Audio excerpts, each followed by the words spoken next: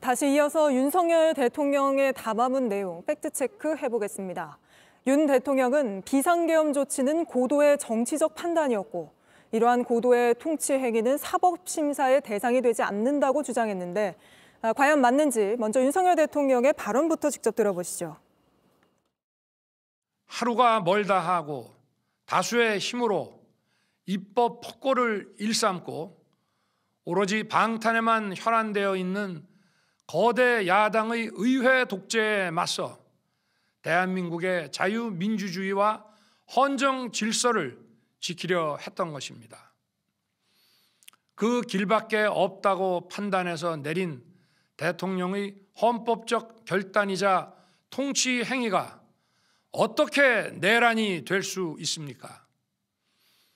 대통령의 비상계엄 선포권 행사는 사명권 행사, 외교권 행사와 같은 사법심사의 대상이 되지 않는 통치 행위입니다. 자, 박 기자, 이 발언 사실입니까?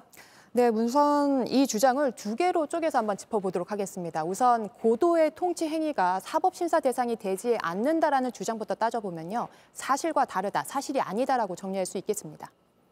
고도의 통치 행위라고 할지라도 사법심사 대상이 된다는 거죠? 네, 맞습니다. 이 대법원과 헌법재판소는 이 통치 행위가 사법심사 대상이 되는지 여부를 여러 차례 판단을 했습니다. 주로 인용이 되는 게 바로 1996년 헌법재판소의 판례인데요. 이 김영삼 전 대통령이 긴급 명령한 금융실명제가 국민의 기본권을 침해하려는지 여부를 판단했습니다. 이때 헌재는 이 통치 행위라는 개념을 인정했는데요. 하지만 통치 행위를 포함한 모든 국가 작용은 국민의 기본권적 가치를 실현하기 위한 수단이라는 데 한계가 있다는 걸 분명히 했습니다. 당연히 이 통치 행위라고 할지라도 헌재의 심판 대상이라고 판시했습니다. 네. 이 김대중 전 대통령의 대북 송금 사건 때도 이 통치 행위가 사법심사 대상이 되는지 다퉜는데요. 이때도 기본권을 보장하고 법치주의의 이념을 구현해야 할 법원의 책무를 태만히 하거나 포기하는 것은 되지 않도록 해야 한다면서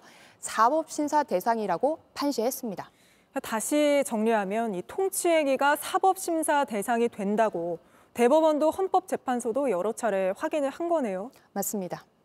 그러면 이 비상계엄이 고도의 통치 행위로 본다고 하더라도 사법심사 대상이 될 수 있다. 이렇게 정리할 수 있겠군요.